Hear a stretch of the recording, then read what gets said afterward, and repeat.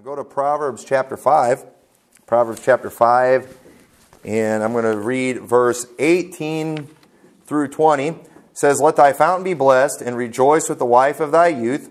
Let her be as a loving hind and pleasant roe. Let her breast satisfy thee at all times, and be thou ravished always with her love. And why wilt thou, my son, be ravished with a strange woman, and embrace the bosom of a stranger?" What I want to talk about tonight, it's Valentine's Day this week and stuff, and, the world's all about, relationships, and, our world doesn't know a thing about relationships. Our world doesn't know a thing about love. They don't know a thing about good marriage, anything like that. And they've just perverted everything, whether it be the physical relationship, whether it be love, whether it be marriage itself. It's been completely perverted in this country. And as Christians, we ought to know better. We've got the Bible. And what I want to talk about tonight, I'm just going to be honest, this isn't a subject I'm really comfortable preaching about, but there's a lot of Bible on it, and I think it's really, really important. And it might not even be a real comfortable subject to listen to, but I'm telling you, we need to know these things. And it's in the Bible, it's all over in the Bible, and so it ought to be preached. And I don't want to do it, but I feel like the Lord wants me to. And I want to talk about the importance of the physical relationship in marriage. I think this is a very important thing that people need to understand. And so a healthy physical relationship, and it's very important for several reasons. Turn to Genesis chapter 2. Turn to Genesis chapter 2. And I really do want to be a help in this area. I think that, I hate seeing marriages fall apart. I hate seeing perversion. I hate seeing unhappiness, and it's sad. And this kind of stuff, we need to understand this. And you know what? I know we've got kids and stuff in here, but they need, as parents, we need to. There's some things we need to teach our kids and prepare them for, and there's things we need to shield them from. And if you're letting them watch all the junk on television, they're going to get a perverted idea of what love is and what things are all about in their mind. And you better watch that stuff. And you better pay attention to, you better teach them some of these things. They're very important. But Genesis 2:18 says, "And the Lord God said, It is not good that man should be alone. I will make him and help meet for him." Jump down to verse 22. "And the rib which the Lord God had taken from man made he a woman, and brought her unto the man. And Adam said, This is now bone of my bones and flesh of my flesh. And she shall be called woman, because she was taken out of a man. Therefore shall a man leave his father and mother, and shall cleave unto his wife, and they shall be one flesh. And they were both naked, the man and his wife, and were not ashamed." So notice how God said, I'm going to make him and help meet for him. Something that is suitable for him. Something that's convenient. I'm going to make something that is specifically for this man. And a woman is something that God made specifically for a man. Your wife, she is something that was made for you as a man. And God said, it's not good that man should be alone. I'm going to make something. I'm going to make something that's meat. I'm going to make something specifically for him. Something that is designed for him. And a woman was designed for a man. And I'm not trying to be creepy or anything, but I think God did a good job. I think God clearly knows what he's doing, and he did a good job, and that's why I will never understand, and I will never even try to understand homosexuality. I will never understand that. It doesn't make any sense at all. It just doesn't work. It doesn't make biological sense, scientific sense, common sense. It makes no sense at all. You know what it is? It's just perversion is all it is. It's perversion. It goes against nature. And we see here in this story, notice, and this is, it says they weren't ashamed. It says they were naked and they were not ashamed. Now I know part of that was innocence. They didn't know good and evil at that time. But I also think part of the reason was because they were one flesh. Okay? Listen, when we're not embarrassed when we're in the shower, okay? It's just me, right? It's just us. You're not embarrassed by that stuff. And a husband and wife, they don't need to be embarrassed with each other because they're one flesh. That's how God sees you. And that's how God made it. And God made us to want each other. We read those verses in Proverbs chapter 5, verses 18 through 20, about being ravished with their love. And we ought to love each other. We ought to be, it's good to be attracted to each other. It's normal. It's how God made us. Let thy fountain be blessed, and rejoice in the wife of thy youth. It's okay to enjoy each other and to have fun with each other and to just be overcome with each other. To be ravished, it means to just be enraptured, to be all caught up in each other. Let her be as a loving hind and a pleasant roe. Let her breast satisfy thee at all times, and be thou always ravished with her love. Talking about the wife of your youth. But our world today, they're all about the strange woman. Guy doesn't want to just settle down and get married to one woman. He just wants to do his thing with whatever. And it says, why wilt thou, my son, be ravished with a strange woman and embrace the bosom of a stranger? Why would you do that? Okay, and this is a father speaking to a son, somebody who married strange women. And he understood that there's only misery that comes from that. And he's trying to teach his son, rejoice with the wife of your youth. Your first wife. You only need one wife. Now this father was not a good example. Solomon was a terrible example in that with his 700 wives. And with those, the wives that were from other countries, that served other gods, that turned his heart away from God. And it brought him misery. It brought him nothing but trouble. And he's warning his son about embracing a strange woman. She's not going to bring you happiness. And our world, we're being perverted on these things. People are watching all the TV shows. They watch all the movies with the guys that are always fooling around with whoever. And they make it seem like it's great. But that is a lie. Hollywood is a lie. And it's perverted. And it's messing with the minds of people. We need to teach our children that there is only one person out there for them. And you better find that one person. You better stay pure for that person. And love only that person, and you don't do anything physical until they make a commitment, till they're ready to put a ring on your finger, until they say, I do. Hands off. That's what we've got to teach them, and that is not being taught today. You watch kids shows. Kids shows. You got boyfriends and girlfriends on kids shows. Little boys and girls kissing each other and stuff like that. That's a bunch of garbage. You don't want to be getting that in your kids' heads, just, constant breakup and getting with this person, getting with that person. And, if your kids are in the public schools, they're just going to see this stuff too. All the kids constantly, getting a new boyfriend, girlfriend, breaking up all the time. All that does is prepares them for divorce. Preparing them for heartbreak. And that is not how things are supposed to be. That is not how God intended it. Bible teaches very clear that, that husband and wife, they are one flesh. When you come together physically, you are one flesh. And you do not go experimenting with people to decide if that's the one you want. That is not how these things work. And God made us, though, to want each other. We're going to have that desire for the opposite sex. When your boys, they're going to hit a certain age, and all of a sudden, girls aren't gross to them anymore, okay? That, and this day and age, too, a lot of people are excited when that happens because, they're all afraid their kids are going to grow up and be a homo or something like that. But, at the same time, it's completely natural when that happens. But you've got to teach them, you know what? It's not like on TV. In real life, if you want to have a good marriage, if you want to actually be happy, if you want to be satisfied, you know what you do? You wait and you find that one that God has for you. You keep your hands off each other until you get married and then have fun. And you know what? God wants us as married people to have fun.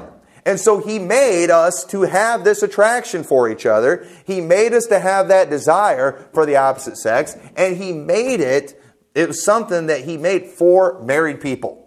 Okay? Now, yes, people who are not married are going, there's going to be physical attraction there, but we've got to learn to overcome those things. We've got to learn to actually tell ourselves no to some stuff and not just give our stinking flesh everything it wants. And we need to understand that even though we have a desire to do some things, we ought to have enough wisdom to know that these things don't bring satisfaction. Okay? For example, do we not often have the desire to lose our temper? Do we not often have the desire to maybe punch somebody in the nose? And how many of us have ever given in to that temptation, given into that desire, we've given in to the anger, and it felt good at the moment, but we regretted it greatly later? I wonder how many people are sitting in prison today that felt great while they were murdering that person that they were enraged at, but now they're paying the consequences for the rest of their life. And that's how it is even when it comes to that attraction to the opposite sex. We've got to understand that if there is an attraction and it's anything outside of marriage, that we've got to overcome that. We've got to control that and not do anything about it, because while you might have a little bit of pleasure for a short time, there's a whole lot of misery that's going to come later because we gave into that. And we've got to understand that, you know what, that is a no-no. And our world today says it's okay. Our world today says it's fine. They act like it's normal. We've got some of these weirdos out there in Hollywood and places like that act like, monogamy is, ridiculous and monogamy is unnatural and things like that. But no, monogamy is the only way you're ever going to find real happiness. The only way you're ever going to find real fulfillment. And proof of that is all the people in Hollywood that do just whatever they want, that fool around with whoever they want. Often they're the ones that turn into the homos. Why is that? Because they get perverted. They never can find satisfaction. They get whatever they want, and they end up going off into the vile affections. And we've got to understand that attraction that is biological, that is real, that is natural, God put that in us so as husbands and wives, we could enjoy each other and have an enjoyable marriage and enjoy each other. Look what it says in Genesis chapter 26 and verse 7. It says, "And the men of the place asked him of his wife, and he said, She is my sister, for he feared to say, She is my wife, lest, said he, the men of the place should kill me for Rebekah, because she was fair to look upon. And it came to pass, when he had been there a long time, that Abimelech, king of the Philistines, looked out a window and saw, and behold, Isaac was sporting with Rebekah his wife. And Abimelech called Isaac and said, Behold, of surety she is thy wife, and how saidst thou, She is my sister? And Isaac said unto him, Because I said, Lest I die for her." So notice how he said that he was sporting with his wife. That word sporting, it means, the definition, to laugh outright in merriment, by implication to sport, just to play, make sport. Pretty much what they were doing is they're having fun. They're messing around with each other in a very flirtatious way that people who are physically attracted to each other would do. He looked and he saw the way they were acting with each other. I was like, that's not a brother and sister, okay? Because brothers and sisters don't treat each other that way. That is completely unnatural. That, what they were doing, brothers and sisters wouldn't even think about doing that, okay? But a husband and wife would. And he saw that interaction and he knew this wasn't what he was saying. These two are married. There's clearly some chemistry there. There's clearly a physical attraction there. And it was something, too, that was completely normal to him. He was able to look at that, and he's like, yep, that's a husband and a wife right there. That is not a brother and a sister. Think about it. A brother and sister is male and female, right? But they're a brother and a sister. And then there's a husband and wife. They're male and female, right? But there's a huge difference in the behavior of a husband and wife and a brother and a sister. And all these things are completely natural. And what a man would want to do with his wife, it would be completely unnatural with a sister. And he was able to look at this. A lost man's able to look at this and it's like, yeah, I can tell that they're married. I can tell that that is not a brother and sister. And so they're call it making sport. It's like some men today, it's like they spend so much time watching sports, they never actually get to sport. It's like some guys today, they're more interested in just going to a ball game, staying up late, watching the ball game, and they ignore their wife. Back in the Bible days, you wonder why they had so many kids and things back then too. The guys weren't able to sit around on TV watching sports all day. So when you can't watch sports or go play sports, they would go sport with their wife. They would have fun with their wife. And that was normal. And that's exactly the way it should be. That is healthy. That is, God put things in us to make it that way, because God's like, you know what? I want these two to be one flesh. I want them to come together, and I want them to be together for life. And so if I'm going to do that, I got to find some way to make them want to be around each other all the time. I want the human race to go on. I want them to be fruitful and multiply. And so I've got to make a way for them to want to do that. And God put some things in us that made us want to do that. And that is 100% normal. And God wants us to enjoy it. And it is one of the great things about marriage. We ought to work, and I think you ought to work at getting good at what you do. And you ought to do what pleases the other. 1 Corinthians 7:4. The wife hath not power of her own body, but the husband, and likewise also the husband hath not power of his own body, but the wife. Okay? You give them power over each other. That is normal. Now, a lot of what I'm going to say would offend feminists so bad today. I mean, it would offend these snowflake millennial MGTOW types. I mean, this is going to offend them like crazy. But this is what the Bible teaches, okay? The husband doesn't have power over his own body. Proof of that is I have a beard right now, okay? I want to shave this thing. I'm sick of it. I don't even care for it that much. I just don't like it. But I don't have power over my own body, you know. The wife likes it. And you know what? It's what, you know, when the wife's happy, you know, husband's happy too. So, all right, we'll keep the beard around, all right? She tells me to shave it, I'll shave it, all right? And, but in the meantime, and you know, there's nothing wrong with that. As a wife, you ought to try to please your husband in how you look. And same thing, the husband to the wife. Esther 1:11. Said to bring Vashti, the queen, before the king with the crown royal to show the people and the princes her beauty, for she was fair to look on. It would often mention how they were fair to look on. And that, you know, and I'm not saying this guy was right in what he was doing, but you know, he was proud of his wife and he's wanting to parade her around. Hey, look at how nice my wife looks. Okay? And guys, they like to have a wife that looks nice. Okay? You don't need to go dressed up in old flour sacks and things like that, you know? And, you know, I personally, I haven't seen anything wrong with makeup. If your husband wants you to paint the barn, you know, paint the barn. If he doesn't want you to paint the barn, don't paint the barn. You know, it's just, you know, you're trying to please the husband, okay? And as long as what you're doing pleases him, you know, and then I think you're fine. I think you're all good. You know, if he wants you to look like you're from the 1800s, you know, look like you're from the 1800s, you know, and, you know, whatever, you know, you're trying to please him. And, you know, no guy wants to go out in public, you know, no guy's proud of his wife when she's out in public, you know, in the sweatshirt and pajama pants and, you know, hair pulled back in a ponytail. That's pretty common in this day and age. You know, nobody's proud of that. Don't do that.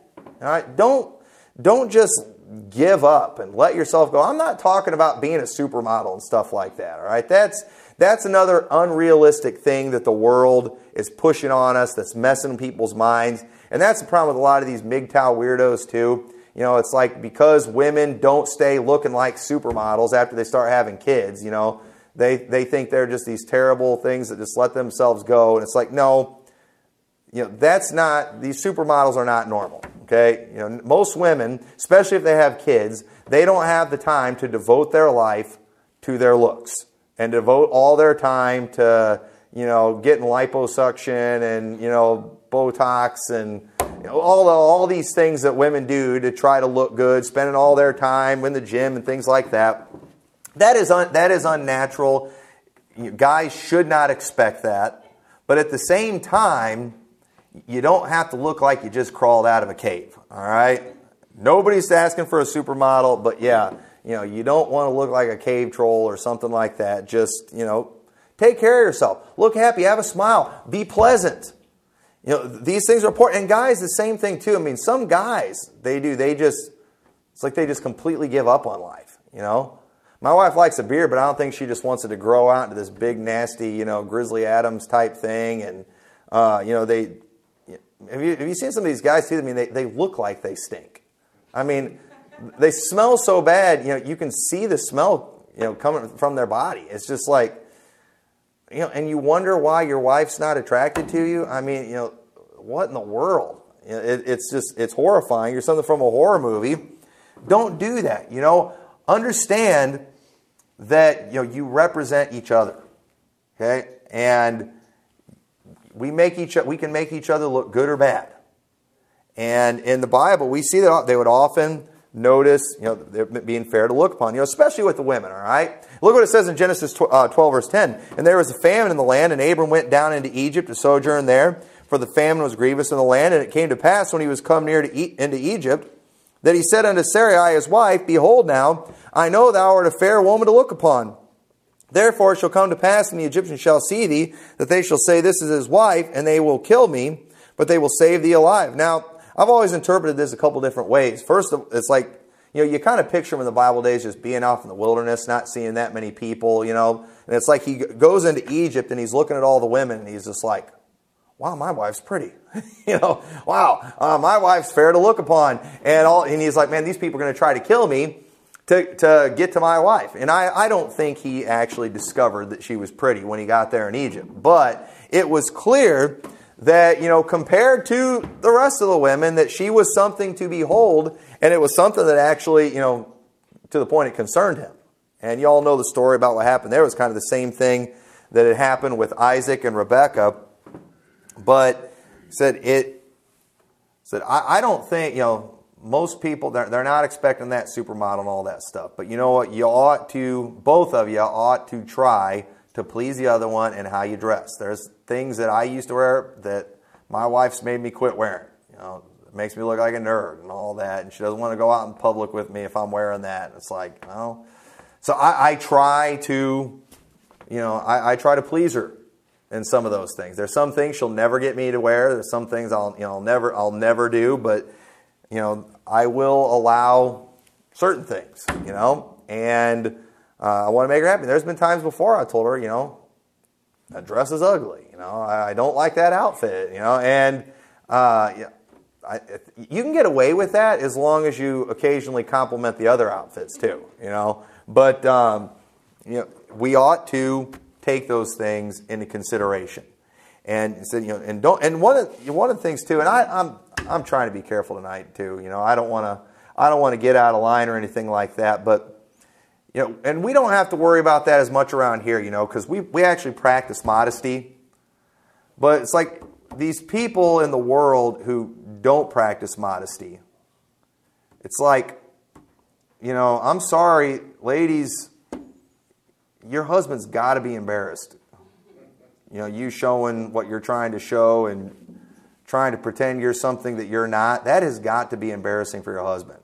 And it's like, you know what? If you are the farthest thing from a supermodel, please don't dress like a supermodel. You are going to humiliate your husband.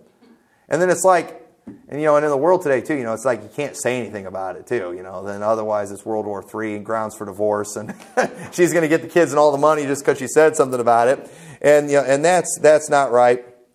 But we ought to consider these things. We ought to take these things into consideration. Both of you ought to take the other into consideration in whatever you do. Ladies, you hear this, it's your body thing. That doesn't give you an excuse to just go out tomorrow and go just hack off all your hair and make yourself looking like a lesbian or something like that. You don't do that. Talk to your husband about those things. Don't come home with blue hair tomorrow. If you're going to dye your hair, something like that, get his permission. Do some of those things. He has to go out in public with you. So you need to think about that. My wife's always talking about, dyeing her hair, because she's getting some gray and all that. And I'm like, fine, you can dye your hair when I can get a toupee and start to cover up my bald spots and things like that. And I'm just joking on those things. But, it is. The wife doesn't have power over her own body, and the husband doesn't have power over his own body. And you know what you ought to do? If you're going to do something to physically modify yourself, talk to the other one. All right? Find out what the other one thinks and get their permission, get their okay. You know why? Because you're one flesh. So it's not just your body. Okay? That's what the feminists say. It's your husband's body, and husband, that's your wife's body, and you ought to take care of that. You ought to respect it, and you ought to respect their opinion and what they have to say. So turn over to Psalms chapter 127. So we see here the healthy physical relationship is important because it's what we were made for. God made us for it. God made us to want each other. It's enjoyable and it's fulfilling to give in to what you feel like doing with your significant other.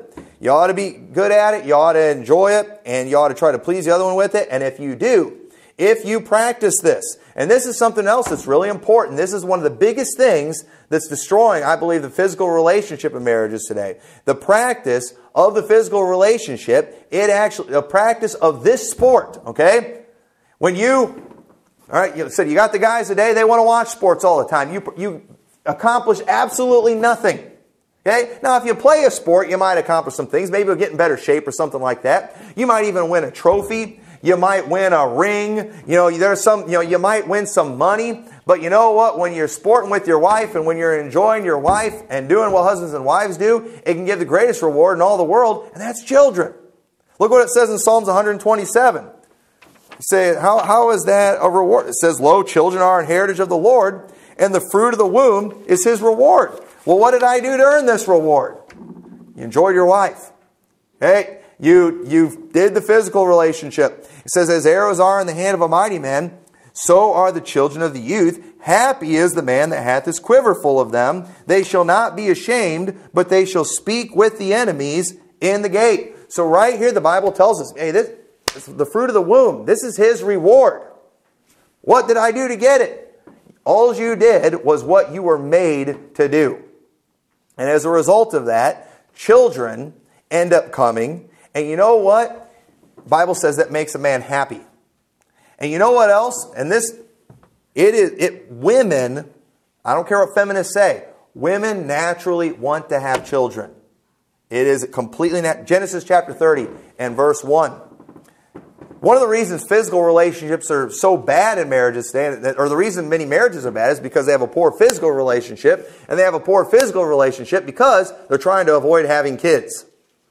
But that's not what we were made for. You want to keep your wife happy?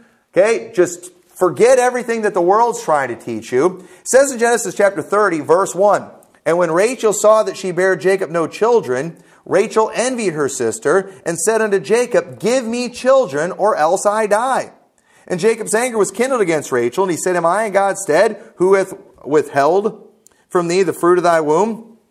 I didn't get the whole verse in there, so I'm not quoting that. I might not get all that exactly right. But right here we see Rachel. She's like, I got to have children, I'm going to die. Well, why did she feel that way? Okay, because there was just something inside of her as a woman that she wanted to have children, and she couldn't have children. And she's nagging her husband. And she's bringing this stress on her husband. You'll give me children. He's like, hey, I'm doing my part. I did what I'm supposed to do. But she's upset because she wanted to have children. It was a natural thing. She hadn't been programmed by Hollywood. She hadn't been programmed by feminism. She wasn't on all the meds and things that whack out women and make them all whacked out and mess their hormones all up. And look at 1 Samuel chapter 1, verse 8.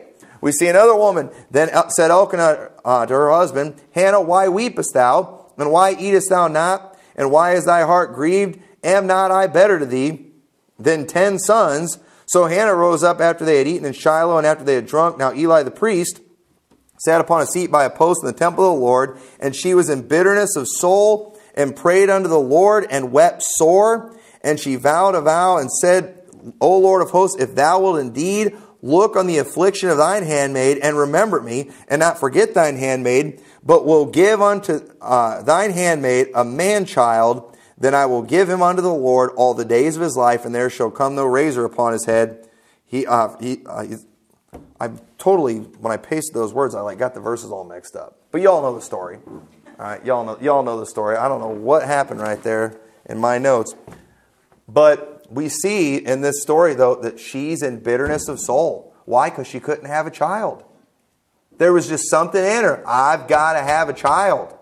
Her husband, not that understanding, man, I'm not I better to thee than 10 sons? All right, he's kind of a typical guy. He was getting the physical relationship, so he was happy. But you know what? She wasn't getting pregnant. She didn't have any kids, and she's praying. And she's crying. When she's praying so hard. Eli sees her, and he thinks that she's drunk, but she is just in sorrowful spirit because she wanted a child. What made her want that child so bad? I'll tell you what made her want that child so bad. She was a woman. She was a female. And she had that desire to have that baby. And you know what? It's sad today how many women just don't want them. And sometimes women just, for whatever reason, they can't have them. Sometimes God withholds the fruit of their womb, and it's difficult many times. But today, We've got women on purpose doing all kinds of things. I mean, putting things in their body and doing things in their bodies and having surgeries and taking pills and all these things so they won't have children. And then it messes up their hormones. And I don't want to be mean, but listen, women, they're a little emotional, aren't they? Okay? Women are a little more emotional than men, aren't they? Now, there's scientific reasons for that. Okay? It's hormonal. And you understand that if you start messing with that stuff, you're playing with fire. Okay? It's going to get dangerous. Okay? I mean, we all, guys know that, there's just times when you got to watch it. All right? And why is that? Women are hormonal. Okay? It's part of the challenge. All right? That's part of the sport. Is knowing when to act and when not to act, and it's all part of the game. All right, it's all part of the game. It's not fun sometimes, but it's worth it. All right, it's worth it. But when you start messing with that stuff, instead of just figuring out how to deal with it and how to act and all that, it gets dangerous, and women get crazy sometimes. There's a lot of crazy women out there. Okay. Where does that come from? It comes from the pharmacies, is where it comes from. It comes from all these things they're taking. This is not natural. It is not normal. And most of these things that they're taking that's making them crazy is stuff to keep them from having children. And with women, so their nature is already very delicate. They are the weaker vessel. It's something that you got to watch. And if you're going to go and you're going to start taking them away from their nature, be prepared for something monstrous to take place, all right? I mean, we've all seen the movies. When they start messing with nature and genetically manipulating things, stuff always happens, doesn't it? All right? And people are experiencing that all the time. When they start messing with nature, with women, it creates monsters. And I'm sorry, that might sound mean, but I don't know how else to say it. And it's just reality. There's a lot of crazy out there. And I believe a lot of it has to do with these pills and things that women are taking, wanting to avoid children. And that's just not normal. It is unnatural for women to not want to have children. And this comes from feminism. They're being lied to. They're being deceived. It's giving into social pressures. It's like, in society, you're looked down on a lot of times if you have a big family. Like it's such a terrible thing. But I believe the medication, though, is the biggest thing. I think, if you don't want to have those kids, yeah, don't have those kids. But you know what? It's going to do something to you. You go ahead and take those pills that's going to keep you from having those children. But guess what's going to happen? Now you're going to start having other side effects where you're going to have to take another medication. Except before you are just this mutated monster that no man wants to live with. So watch that stuff, all right? I'm not a doctor. I'm not a psychiatrist. I don't know how it all works. But you know what? I've seen a lot of crazy in my life. And one thing they all have in common is they're all taking a lot of stuff. And you better watch that stuff and be very careful. So turn over to 1 Corinthians chapter 6 and verse 15. But that healthy physical relationship, it is something that needs to be constantly maintained. Okay? It says in 1 Corinthians 6:15, "Know ye not that your bodies are the members of Christ? Shall I then take the members of Christ and make them the members of an harlot? God forbid. What? Know ye not that he which is joined to a harlot is one body? For two, saith he, shall be one flesh. But he that is joined unto the Lord is one spirit. Flee fornication.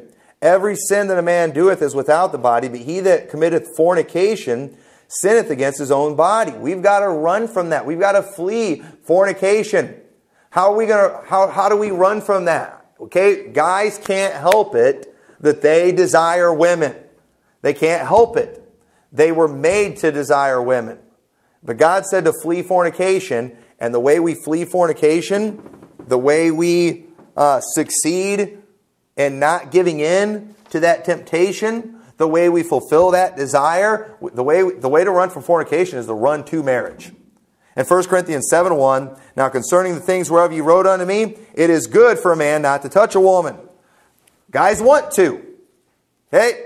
He's saying it's good for a man not to do that. Nevertheless, to avoid fornication, Let every man have his own wife, and let every woman have her own husband. Let the husband render unto the wife due benevolence, and likewise also the wife unto the husband. The wife hath not power of her own body, but the husband, and likewise also the husband hath not power of his own body, but the wife.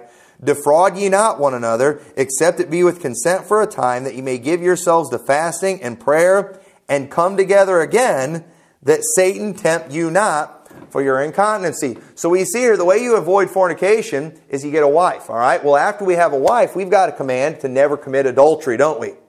And we see here in this passage that, that physical relationship, that is what will stop us from committing the sin of fornication. And then if we're going to keep ourselves from committing adultery, we have to maintain the physical relationship. And it says here that even if it comes down to things like fasting and prayer, it says, defraud not one another, except it be with consent for a time, that you may give yourselves to prayer and fasting. You get each other's permission. Okay? If the husband decides, I'm going to have this time of fasting and prayer and just focusing on the Lord and not having a physical relationship, if I decide that I want to do that, I need my wife's permission. And she needs my permission. It says, except it be with consent for a time, and then that way we can come together again. Why do we want to come together again? So Satan won't tempt you for your incontinency.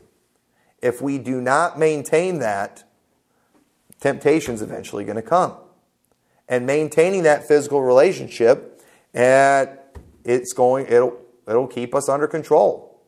Because there's desires that are there that are, we can't help. They are there. It's the way we were made.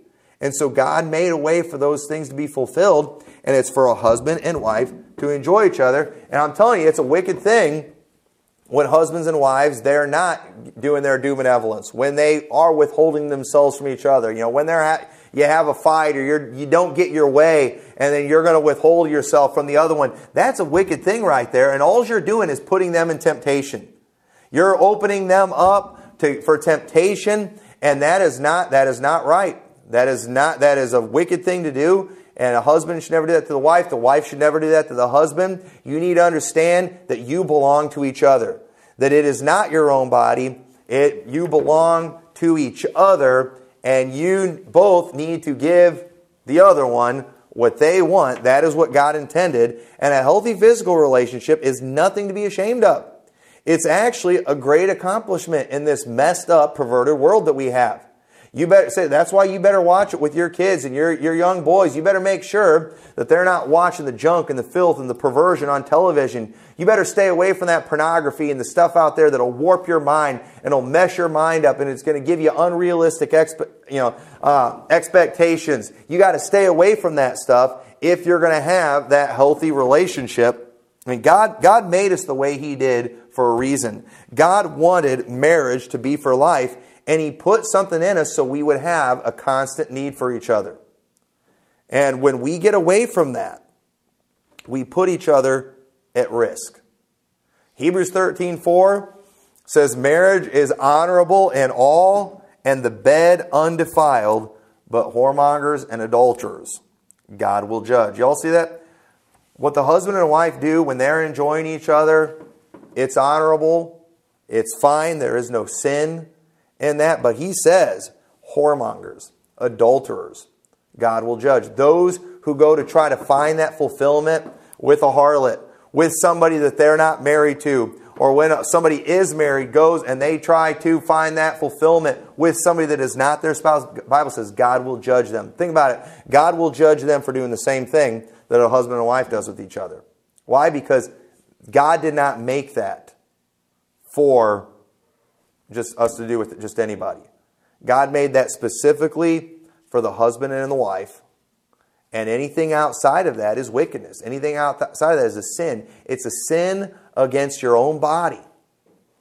And I'm afraid today that I personally believe that the secret to a happy marriage is a healthy physical relationship. I really do.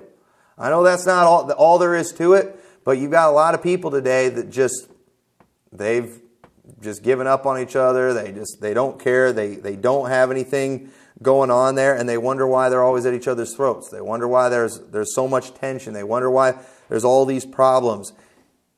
You need each other. And you've got to make sure that you maintain that in your life. If you don't, you're opening yourselves up for a lot of trouble. And so this isn't one of these comfortable things. I fully intend to not preach on this again for a really long time. But I felt like the Lord wanted me to talk about this because I believe people need to hear it. It's sad, the state of marriages today. It's sad how people aren't staying together. The adultery that goes on. It's sad, and I know a lot of the problems in these cases is because people are not doing the due benevolence that they're supposed to be doing, like the Bible teaches. They're getting away from just God's plan. And I personally believe too that a lot of these pills and things that people are doing, all these things people are doing to avoid children, is one of the biggest problems. And you just need to learn that society has no clue what they're talking about when it comes to happiness. They have no clue. They don't know. You know why they look at people that have 6 kids like we do and think, what's wrong with you? Because they don't know how to control their 1 or 2 kids. And you know why they can't control their 1 or 2 kids? Because they're listening to society and how they should raise those kids. So they see 6 kids and they're thinking 3 times the trouble. Because, but at the same time, no, our kids don't behave like your kids because we practice, biblical method of punishment that you all are told that you shouldn't do. The reason our kids actually are behaved is because we haven't fallen for this lie that women need to go out there and have their careers and do their thing. No, we believe women ought to be keepers of the home. And, the reason our kids are well behaved, we believe that, the parents ought to train their kids and teach their kids. And we're not sending them to the public schools where they're getting indoctrinated with all this junk and surrounded by people with absolutely no discipline. When you do things God's way, it's so much better. It works great. You will be happy. And you know what? I've never been rich. We've been poor since we've been married. Our theme song since we have been married is Yes, We Have No Money. We have no money again. Tune of Yes, We Have No Bananas. We've been singing that song since we got married. And it's been our life. But let me tell you something. We've had 6 kids. We've somehow managed to pay our bills. We live in a nice house. We drive vehicles that work. We have fun. Somehow we're doing the stuff that most people want to do and can't seem to do. And we don't have bill collectors calling us, and we're eating. We're not starving to death. Somehow we're managing to do the things that the rest of the world sacrifices their children to do. We're still doing them. And I've just come to the conclusion that when it comes to finances, when it comes to families, when it comes to a physical relationship and everything, that our world hasn't got a clue what they're talking about, and the Bible knows exactly what it's talking about. It's God's Word. God made us to want each other. God made women to want to have children. God wanted us to be fruitful and multiply. And if we will just do what God told us to do and stop messing with nature, we're going to find out that that woman that you're married to is this wonderful, beautiful creature and not some psycho mutated monster like a lot of them are today. Let's just stick with nature and you will be happy. So with that, let's close the word of prayer. Dear Lord, we thank you so much for your word. We thank you so much for showing us what we need to do to have a happy marriage. And I pray you'll help us to practice these things. Lord, I know these things aren't comfortable to talk about, but Lord, it's all over in your word. I didn't even cover all the scriptures that deal with these things. But God, I pray you'll help us as your children, Lord, to practice these things, to set the example for the world. Help us to just get the garbage out of our minds as being crammed down our throats by television and the news media. And I just pray that you'll help us to have those happy marriages, and that you'll help us to just carry on and do things the way you intended, the way we were created to do them. In your name we pray. Amen.